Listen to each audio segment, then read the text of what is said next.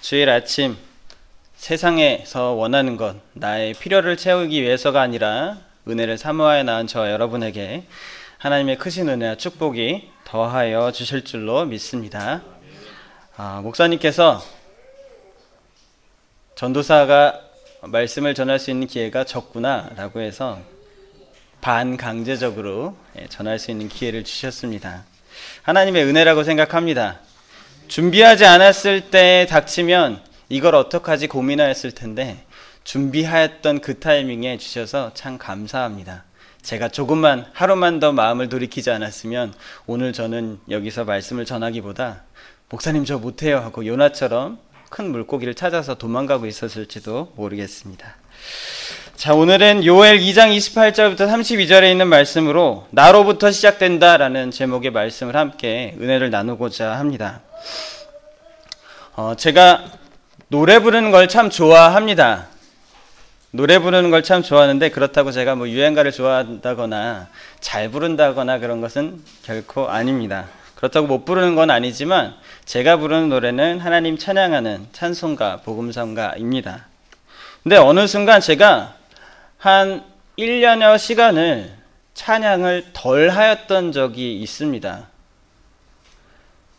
사역을 나가서 맡은 일을 감당함에 있어서 그 일만 생각하다 보니까 내가 찬양을 좋아하고 하나님께 영광 돌리는 모습이 좋았구나라고 하는 걸 잊어버렸어요.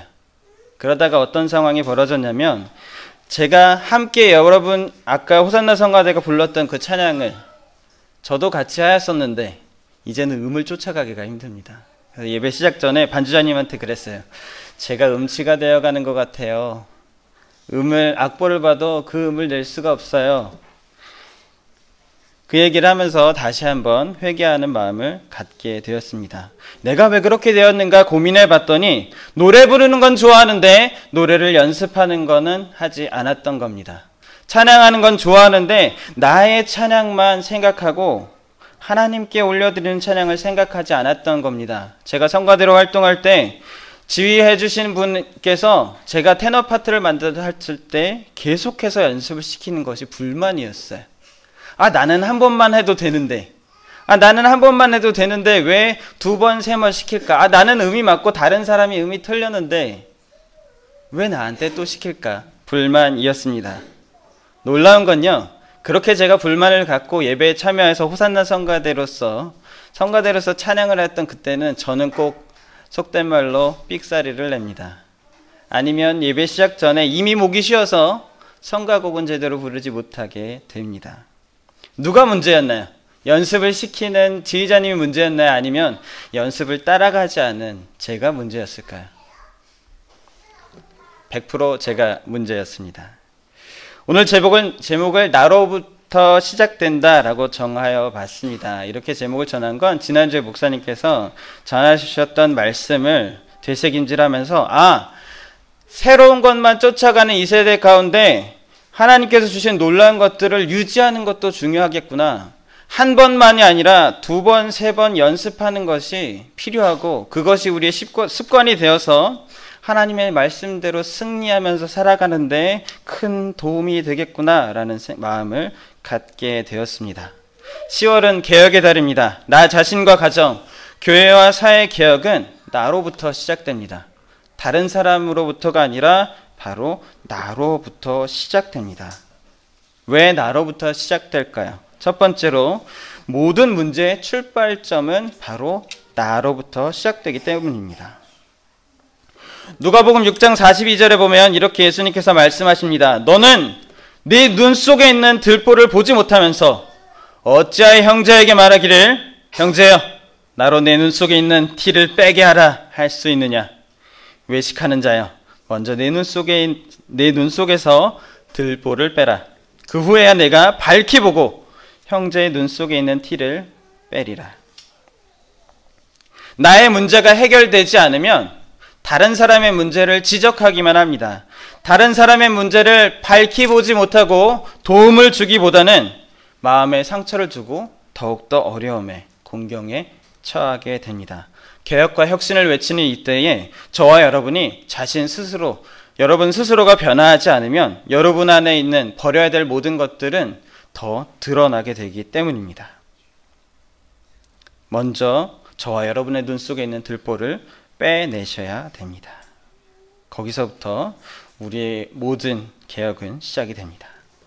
두 번째로 우리가 나로부터 개혁을 시작해야 되는 이유는 우리 하나님께서 먼저 우리를 사랑하여 주셨기 때문입니다. 하나님은 우리를 먼저 사랑하여 주셨습니다. 에베소서 1장 5절 말씀 보면 그 기쁘신 뜻대로 우리를 예정하사 예수 그리스도로 말미암아 자기의 아들들이 되게 하셨으니, 하나님이 이미 우리를 하나님의 자녀가 될 수 있도록, 자기 아들들이 될 수 있도록 미리 준비하신 거예요. 먼저 우리를 사랑하여 주신 것이 없으면 에덴 동산에서 아담과 하와가 하나님의 말씀을 거역하고 선악과를 따먹었은 그때 이미 하나님은 뒤 엎으셔도 할 말이 없잖아요. 먹지 말라고 하는 실과를 따먹었어요. 정령 죽으리라 했던 그 하나님의 말씀은 잊어버리고 유혹에 이끌려 죄를 짓게 됩니다. 그로 인해서 인격적인 관계를 나누던 하나님과의 관계가 이제는 동의서에서 먼 것 같이 멀어지게 됩니다. 그런 죄 가운데 있는 우리를, 사도 바울의 고백처럼 이미 죽었던 우리를 하나님은 사랑하셨습니다. 독생자 예수를 보내시기까지 사랑하셨습니다. 사랑하셔서 구원받을 수 있는 기회를 주신 거예요. 다시 만나 주시고자 찾아와 주셨기 때문에 우리는 나로부터 개혁을 시작해야 되는 것입니다. 요한일서 4장 19절에 보면 우리가 사랑함은 그가 먼저 우리를 사랑하셨습니다. 우리가 서로 사랑을 나눌 수 있는 것도 하나님께서 우리를 사랑하셨기 때문입니다. 다음으로 성령을 약속하셨기 때문입니다. 에스겔 36장 26절부터 27절 말씀 보면 이렇게 되어 있습니다. 또 새 영을 너희 속에 두고 새 마음을 너희에게 주되 너희 육신에서 굳은 마음을 제거하고 부드러운 마음을 줄 것이며 또 내 영을 너희 속에 두어 너희로 내 율례를 행하게 하리니 너희가 내 규례를 지켜 행할지라. 완악하고 하나님의 말씀대로 살기보단 우상을 쫓아갔던 그들에게 하나님이 놀라운 일을 계획하고 계시는데 무엇이냐면 바로 새 영을 너희 속에 두게 하겠다. 새 마음을 너희에게 주겠다 약속하셨습니다. 그 새 영, 새 마음을 마음속에 품으면 우리의 육신 가운데 굳어져 있는 마음을 제거하여 주십니다. 여러분들 귀한 말씀을 듣고 또 듣다 보면 특별히 우리 스마트폰으로 목사님께서 전해주시는 귀한 말씀을 한 주일 동안 속회 예배 가운데 나누신 분들은 경험하실 거예요. 시간이 날 때마다 들으신 분들은 경험하실 거예요. 내가 예배 시간에 듣지 못했던 것들이 들리고 내가 예배 시간에 놓쳤던 것들을 깨닫게 하십니다. 말씀 가운데 성령을 약속하신 이유는 우리의 완악하여진 마음을 깨어 부수기 위해서입니다. 나는 괜찮고 다른 사람만 잘못되었다고 하는 굳은 마음을 깨뜨려 주시고 부드러운 마음을 주십니다. 품지 못하던 사람을 품게 해주십니다. 성령이 아니고는 품을 수 없는 존재들이 성령을 마음속에 가득 채워진 우리가 품게 됩니다. 더욱더 사랑할 수 있는 기회가 생기는 것입니다. 오늘 본문 요엘 2장 28절부터 29절에 보면 이렇게 되어 있습니다. 그 후에 내가 내 영을 만민에게 부어주리니 너희 자녀들이 장래일을 말할 것이며 너희 늙은이는 꿈을 꾸며 너희 젊은이는 이상을 볼 것이며 그때 내가 또 내 영을 남종과 여종에게 부어줄 것이며. 하나님 분명 주님의 영을, 성령을 주시겠다고 약속하셨습니다. 이 성령이 부어지는 때는 마지막입니다. 세상의 끝에 되어지는 이야기입니다. 하나님께서 약속하신 성령을 우리가 받지 않으면, 성령으로 충만하지 않으면 이 마지막 때를 살아갈 수 없다라고 하는 이야기입니다. 그 어려움을, 그 고난을, 그 안타까움을 갖고 하나님께서는 성령을 우리에게 약속하신 겁니다. 그러면 우리는 나로부터 시작되는 개혁, 무엇을 시작해야 할까요? 첫 번째로는 믿음으로 살기를 시작하시기 바랍니다. 요엘 2장 32절에 보면 이렇게 되어 있습니다. 누구든지 여호와 이름을 부르는 자는 구원을 얻으리니 이는 나 여호와의 말대로 시온산과 예루살렘에서 피할 자가 있을 것이며 남은 자 중에 나 여호와의 부름을 받을 자가 있을 것임이니라. 여러분들 믿음으로 살기를 결단하시고 시작하시기 바랍니다. 저는 교회에 많이 다녔는데요. 오래 다녔는데요. 저는 어려서부터 다녔는데요. 저는 믿는다고 고백하면 사는데요. 하시는 분들도 이 시간 다시 한번 결단하시기 바랍니다. 믿음으로 사시기를 시작하시기 바랍니다. 왜냐하면 우리는 하나님의 자녀이기 때문에요. 하나님의 자녀로서 살아가는 방법이 첫 번째가 바로 믿음입니다. 히브리서 11장 1절부터 2절에 보면 믿음은 바라는 것들의 실상이요 보이지 않는 것들의 증거니 선진들이 이로써 증거를 얻었느니라. 이미 믿음으로 산 사람들이 있었어요. 그런데 그 믿음은 바라는 것들의 실상이었습니다. 지금 보이지 않아도, 지금 경험되어지지 않아도 믿음을 갖고 살았던 우리 믿음의 선배들은 그것을 증거로서 얻었습니다. 여러분들 보이지 않는 것들 믿으실 수 있습니까? 정말 믿으실 수 있어요? 여러분 지금 이 예배당, 우리 부천생명교회 예배당 안에 있는 공기 가운데 좋은 것이 있는 반면에 나쁜 것도 있을 수도 있잖아요. 그런데 우리가 흡입하는 그 공기는 깨끗하다고 여러분들 믿으십니까? 저는 잘 못 믿는 것 같아요. 제가 그걸 잘 못 믿다 보니까 감기를 참 많이 달고 사는 것 같아요. 보이지 않는 것들을 인정하고 믿는 것들이 많잖아요. 하물며 하나님을 향한 하나님께서 주시는 그 깨어지지 않은 믿음을 갖고 있다면 보이지 않는 것들도 보게 하십니다. 이미 그렇게 산 사람들이 있기 때문에 우리는 더 쉬운 길을 가는 겁니다. 처음 가는 길은 어렵습니다. 내비게이션을 통해서 가면 조금 헤매일지 몰라도 내비게이션만 따라가면 잘 가겠죠. 여러 번 다니다 보면 굳이 내비게이션을 보지 않아도 여러분들이 원하는 목적지로 갈 수가 있습니다. 믿음으로 살기로 결단하면, 하나님의 자녀로 살기로 결단하면 처음은 어려울 거예요. 처음은 보이지 않는 것들 때문에 답답할 거예요. 하지만 그럼에도 불구하고 그 믿음을 지키며 산 사람들이 있고 그 믿음으로 승리한 사람들이 있다고 하는 것 기억하시기 바랍니다. 다음으로는 소망으로 살기를 시작하시기 바랍니다. 데살로니가 후서 1장 3절부터 5절을 보면 형제들아 우리가 너희를 위하여 항상 하나님께 감사할지니, 항상 감사하는데 무엇을 감사하는지 보시기 바랍니다. 이것이 당연함은 너희의 믿음이 더욱 자라고 너희가 다 각기 서로 사랑함이 풍성함이니 그러므로 너희가 견디고 있는 모든 박해와 환난 중에서 너희 인내와 믿음으로 말미암아 하나님의 여러 교회에서 우리가 친히 자랑하노라. 이는 하나님의 공의로운 심판의 표요 너희로 하여금 하나님의 나라에 합당한 자로 여김을 받게 하려 함이니 그 나라를 위하여 너희가 또한 고난을 받느니라. 여러분들 소망이라고 하는 건요, 인간의 지혜와 인간의 이성으로 갖고 있는 바람이 아닙니다.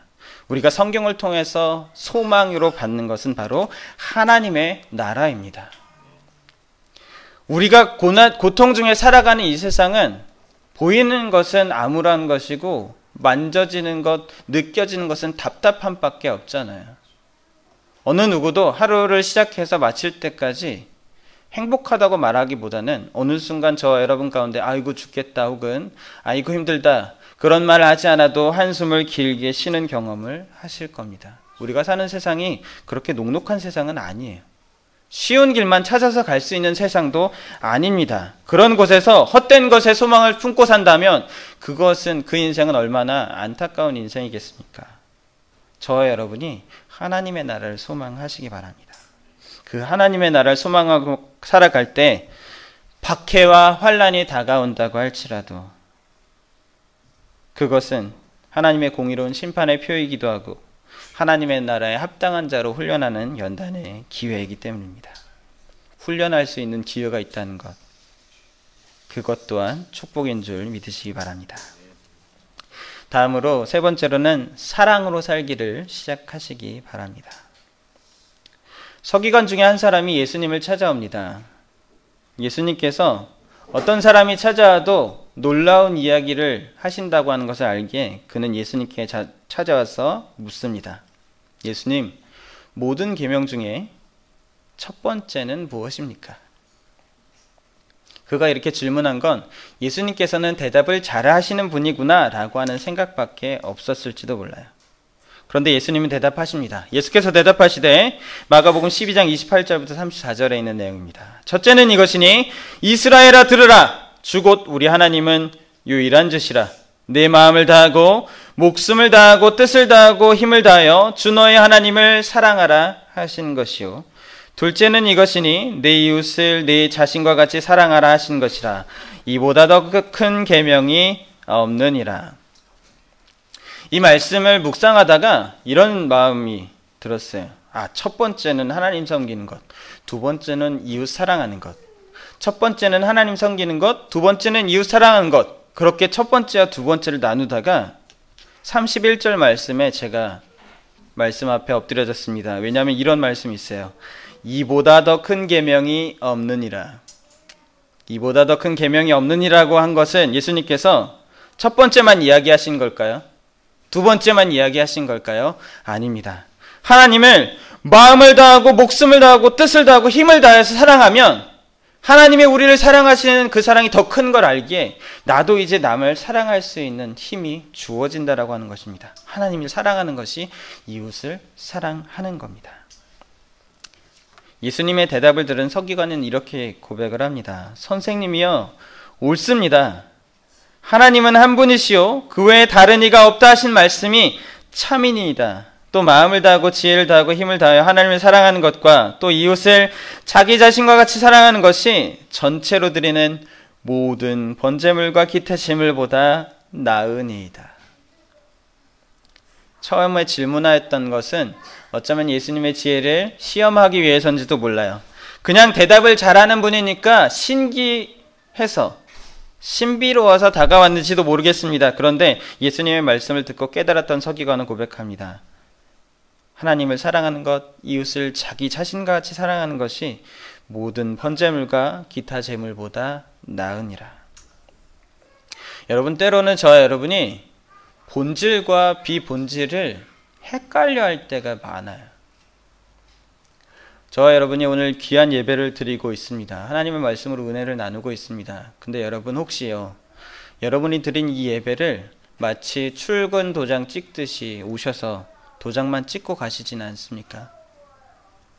하나님께서 원하시는 것은 시간을 때우는 것이 아니라 이 시간에 하나님과 약속한 시간에 은혜 받고 새 힘을 얻고 다시 한번 주의 일에 힘쓰고 다시 한번 하나님 주신 사랑을 기억하며 하나님을 사랑하고 이웃을 사랑할 수 있는 사랑의 공동체로 세워주기 위해서인데, 바로 보지 못하고 본질적인 것은 놓쳐버리고 사랑보다는 나의 마음의 평안함만, 오늘 일주일에 한번 예배 드렸다, 그것으로만 평안을 찾고 계시지는 않습니까? 예수님께서는 모든 율법 가운데 중요한 것, 가장 처음으로 생각해야 되는 것, 가장 기본인 것을 이야기해 주셨습니다. 그것이 우리에게 주님이 원하시는 본질입니다. 하나님이 우리를 사랑하신 것처럼 우리도 서로 사랑하는 것, 그 사랑으로 살기를 시작하시기 바랍니다. 자, 이제 믿음으로, 소망으로, 또 사랑으로 살기를 결단하시는 저와 여러분, 그 길을 지키기 위해서 연단하게, 훈련하게 해서 어떻게 해야 되는가, 제가 세 가지 이야기를 해드리겠습니다. 첫 번째로는 믿음으로, 소망으로, 사랑으로 살기를 결단하시며 기도에 집중하시기 바랍니다. 디모데전서 2장 1절부터 4절 말씀에 보면, 그러므로 내가 첫째로 권하노니 모든 사람을 위하여 간구와 기도와 도고와 감사를 하되 임금들과 높은 지위에 있는 모든 사람을 위하여 하라. 이는 우리가 모든 경건과 단정함으로 고요하고 평안한 생활을 하려 함이라. 이것이 우리 구주 하나님 앞에 선하고 받으실 만한 것이니 하나님은 모든 사람이 구원을 받으며 진리를 아는 데 이르기를 원하시느니라. 자, 제가 기도에 집중하라고 하는 것, 어떤 기도를 이야기하시는지 아시겠죠? 기도라고 하는 것은 우리의 영혼의 호흡입니다. 우리가 코를 혹은 입을 통해서 공기를 빨아들이고 기도를 지나서 폐에 공기를 채워서 그것으로 우리가 살 수 있는 방편을 삼는 것처럼, 그것이 우리의 자의뿐만 아니라 저절로 이루어지는 그 숨인 것처럼 기도도 그렇게 되어야 합니다. 오죽하면 쉬지 말고 기도하라 라고 말씀 전해주고 계시겠습니까?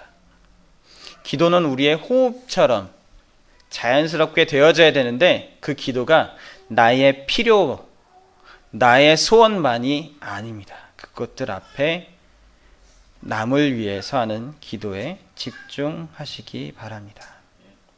하나님이 원하시는 것은 나 혼자 구원받고, 나 혼자 잘 먹고 잘 샀고, 나 혼자 복받고, 나 혼자 존귀한 사람이 되고, 나 혼자 나의 가정만 신앙의 명문 가문이 되기를 원하시는 것이 아니라 우리를 통하여서 놀라운 계획을 선포하십니다. 기도에 집중하실 때, 나보다 남을 위해 더 기도하려고 노력할 때 나의 문제도 해결됨을 경험하실 것입니다. 다니엘 9장 3절부터 6절에 있는 말씀을 보면 다니엘이 금식하며 베옷을 입고 죄를 덮었으며 하나님께 기도하고 간구합니다. 갑자기 이렇게 기도하고 간구한 이유는 무엇이냐면 그가 예레미야를 통해 전해졌던 하나님의 말씀, 쉽게 얘기해서 예레미야서를 읽은 거예요. 그런데 그 말씀을 읽다 보니까 하나님이 말씀을 섬기지 않았던, 하나님의 백성으로 온전하게 살지 않았던 이스라엘 백성들을 치지만 70년 기한이 되면 회복시키실 것이다 라고 하는 말씀을 보게 됩니다. 아직 포로로 끌려와 있는, 그래서 하나님의 백성이지만 하나님께서 약속하신 땅이 아니라 타국에 와서 살아가고 있는 그였지만 그 하나님의 약속을 보게 됩니다. 그래서 금식하며 기도합니다. 회개합니다. 자신의 죄뿐만 아니라 모든 민족의 죄를 놓고 회개합니다. 얼마 있으면 우리나라의 대통령을 뽑는 선거를 하게 되지요. 제가 어느 방송을 보다가 그 방송에서 이런 이야기를 하는 걸 들었습니다. 어느 대선 주자가 나오면서 누구누구에 대해서 인간적인 고뇌, 그래서 그것을 인간적으로 이해합니다 라고 하는 이야기를 전하면서 이번 대통령 선거에는 그렇게 서로 이해하는, 서로 좋은 것 방향으로 나아가기를 결단한 모습이 있었으면 좋겠습니다 라고 하는 이야기를 방송을 통해서 접했어요. 그래서 저도 그 얘기를 들으며 고개를 끄덕였습니다. 그렇지, 우리나라를 다스리는 사람이면 이해하는 사람이 필요하지, 나 혼자 잘났다가 아니라 필요한 것들을 채우기 위해서 서로 이해하는 모습이 필요하지. 그런데 안타까운 건 좋은 이야기보다는 나쁜 이야기들이 많이 들리고 있습니다. 서로의 좋지 않은 부분만 긁어내리는 모습만 보여지고 있습니다. 안타깝습니다. 이런 때 예수님 믿는 사람들, 저와 여러분은 어떻게 해야겠습니까? 똑같이 그 치부를 드러내서 저 사람은 안 돼, 저 사람은 돼, 이렇게 구분하시겠습니까? 아니면 그들을 위해서 하나님 앞에 회개하는 마음으로 서겠습니까? 하나님을 온전하게 섬기지 못했던, 하나님의 백성이라고 불렸던 이스라엘 사람들이 하나님 아니라 다른 것들을 섬깁니다. 우상을 숭배하고 자신의 경험, 강대국의 힘만을 쫓았습니다. 나라가 두동강이 나고 두동강 나라가 차례대로 무너집니다. 그 고난을 겪고 나서야 이스라엘 백성은, 특히 지금 믿음으로 바로 선 다니엘 같은 경우에는 정말 회개해야 되는 것이 무엇인가 알게 되었던 거예요. 그래서 나라, 민족의 모든 죄를 가지고서 하나님께 회개합니다. 저와 여러분 이때 기도에 집중하셔야 되는데, 여러분의 문제를 위해서 하나님께 기도하는 것 중요합니다. 필요해요. 하나님께 맡기셔야 됩니다. 모든 문제, 수고하고 무거운 짐 다 내려놓으셔야 돼요. 근데 그건 기본이잖아요. 그건 당연히 해야 되는 거잖아요. 그것들 앞에 나보다는 남을 위해 기도하시기 바랍니다. 나의 주변에 육신의 질병으로 고통당하는 이들이 있으면 그들을 위해서 기도하는 거예요. 영적인 문제로 하나님 섬기기보다는 잘못된 모습을 보여지고 있는 사람이라면 나 자신의 모습도 회개하고 그를 위해서 기도하는 거예요. 그 사람이, 나의 자녀가, 내가 직장에서 만나는 사람이, 내가 사업장에서, 내가 길 가다 만나는 모든 사람들이 하나님께로 돌아올 수 있도록 기도하셔야 합니다. 다음으로는 말씀의 순종입니다. 창세기 12장에 보면 하나님께서 아브라함을 부르십니다. 아브라함을 부르셔서 너는 이런 일을 해라가 아니라 이렇게 이야기하십니다. 너는 너의 고향과 친척과 아버지의 집을 떠나 내가 내게 보여줄 땅으로 가라. 내가 내게 보여줄 땅으로 가라. 지금 우리처럼 내비게이션 찍듯이 주소를 혹은 대표 건물 이름을 얘기하지도 않습니다. 하나님께서는 그냥 내가 내게 보여줄 땅으로 가라. 그리고 3절 말씀은 이렇게 되어 있습니다. 너를 축복하는 자에는 내가 복을 내리고 너를 저주하는 자에게는 내가 저주하리니 땅의 모든 족속이 너로 말미암아 복을 얻을 것이라 하신지라. 아브라함이 어떻게 했나요? 고민하였나요? 성경에 어디를 찾아봐도 하나님께서 부르시는 이 부름을 듣고 아브라함이 고민하였다는 얘기는 감사하게도 없습니다. 그는 여호와의 말씀을 따라서 갔습니다. 함께 있던 롯도 같이 갔고 그가 하란을 떠날 때 나이가 75세였다고 전하고 있습니다. 75세면 이미 많은 것들을 이뤄놓고 이미 많은 사람들을 거느리고 그곳에 안주하여도 되는 모습인데도 불구하고 하나님의 말씀을 듣고 나서 그는 주저함 없이 나아갑니다.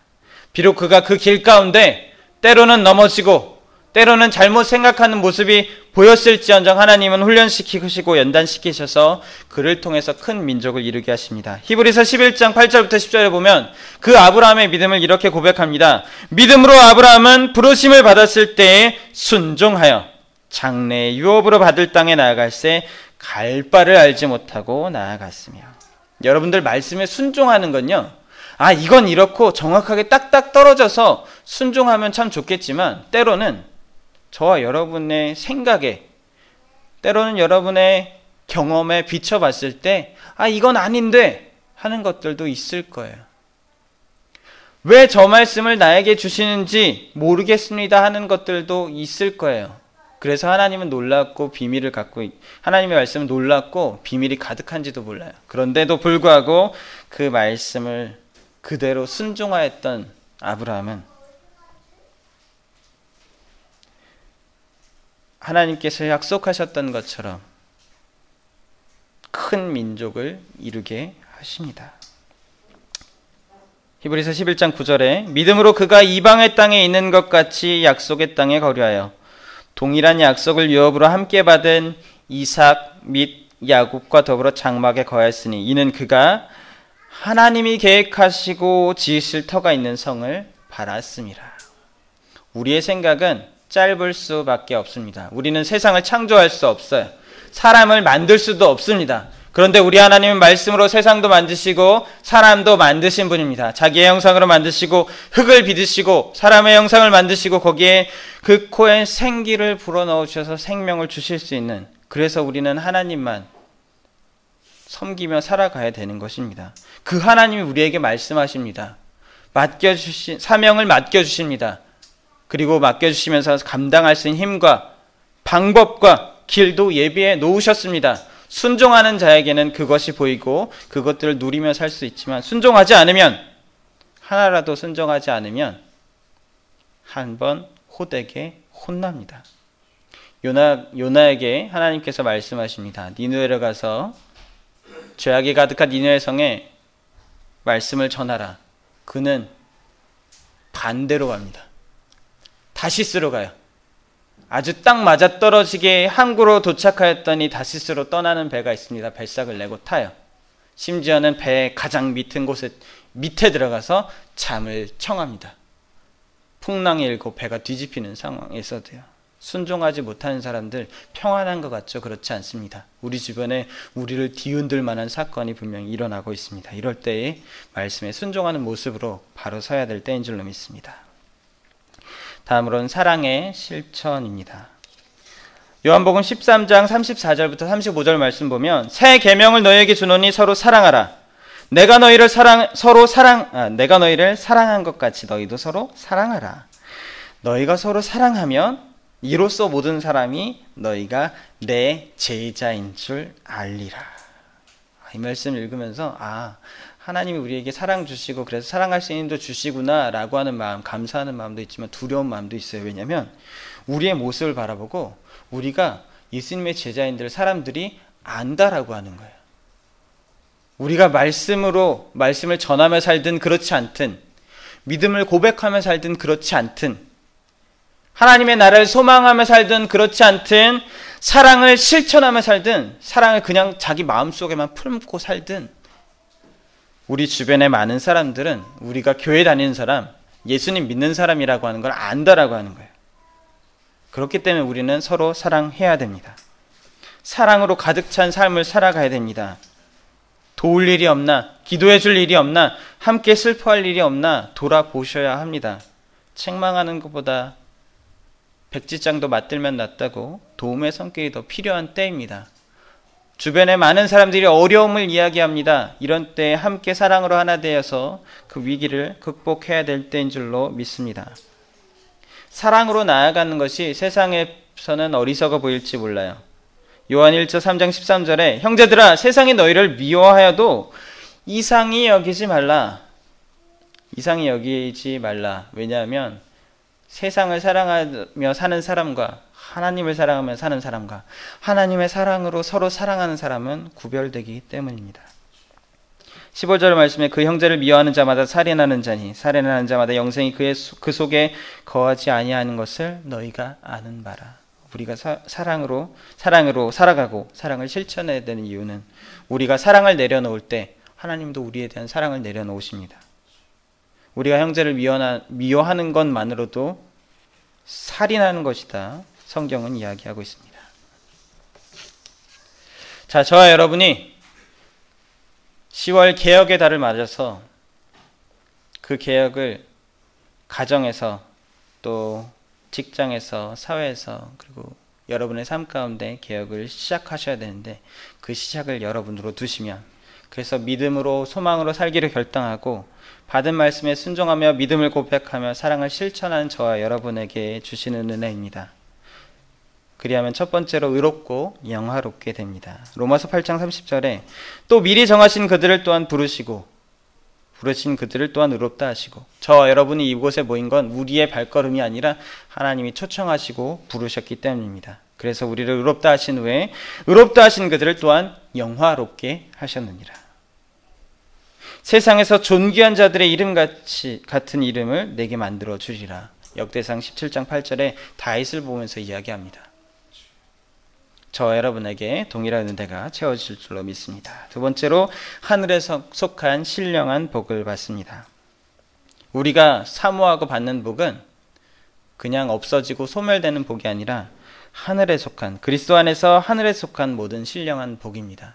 그것으로 세상을 이길 수 있는 힘을 갖게 되는 줄로 믿습니다. 세 번째로 물질의 복을 받습니다. 에스겔 36장 29절에 내가 너희를 모든 더러운 데에서 구원하여 곡식이 풍성하게 하여 기근이 너희에게 닥치지 아니하게 할 것이며 기근의 때에 나 혼자 잘 먹고 잘 사는 것이 아니라 마치 7년 풍년이었다가 7년 흉년을 대비하였던 애굽의 요셉 총리처럼 저와 여러분을 통하여서 주변의 사람들이 기근을 넘어갈 수 있는 기근이 우리에게 닥치지 않는 복을 주실 것입니다.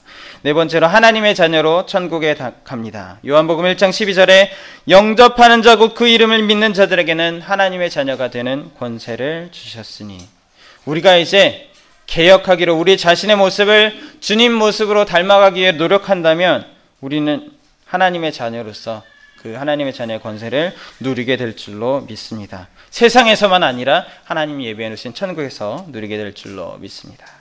마지막으로 하늘에서 상급을 받습니다. 다니엘 12장 3절에 지혜 있는 자는 궁창의 빛과 같이 빛날 것이요. 우리가 하나님의 말씀대로만 살아도 말씀만 기억해도 우리는 지혜 있는 자입니다. 하나님의 말씀을 들은 사람이니까요. 그렇게만 돼도 궁창의 빛과 같이 빛나는데 우리가 하나님의 말씀대로 온전히 순종하며 나아갈 때 우리 자신의 개혁으로부터 시작돼서 우리의 가정이, 우리의 교회가, 우리의 사회가, 우리의 직장이, 우리 나라가 변화되어서 많은 사람들을 옳은 대로 인도하게 될 줄로 믿습니다. 그렇게 많은 사람을 옳은 대로 돌아오게 한 자는 별과 같이 영원히 빛나리라. 10월 개혁의 달 다시 한번 우리가 변화되고 우리가 성령으로 개혁되어야 됨을 이야기하였습니다. 날마다의 삶 가운데 회개하고 날마다의 삶 가운데 주님을 기억해야 되는 이유는 우리의 육신은 우리의 생각은 연약하기 때문에 넘어집니다. 크고 강하신 우리 하나님께서 이번 한 주간도 말씀으로 승리하고 말씀으로 덧입혀 주실 줄로 믿습니다. 큰 복을 누리며 사는 저와 여러분 되기를 주님의 이름으로 소원합니다. 기도하겠습니다. 좋으신 아버지 하나님, 10월 개혁의 달을 맞아서 다른 데 눈 돌리지 않고 우리 자신의 약함과 변화되어야 될 부분을 다시 한번 되새김질해 봤습니다. 말씀 가운데 변화할 수 있는, 세상을 이길 수 있는 힘을 더해 주시고 결단한 이곳에 모인 성도들에게 하나님의 놀라운 축복을 더하여 주시옵소서. 우리 입술에 꿈만 같은 좋은 일이 날마다 일어났다 선포하게 하실 줄로 믿사오며 사랑이 많으신 예수님의 이름으로 기도하였습니다. 아멘.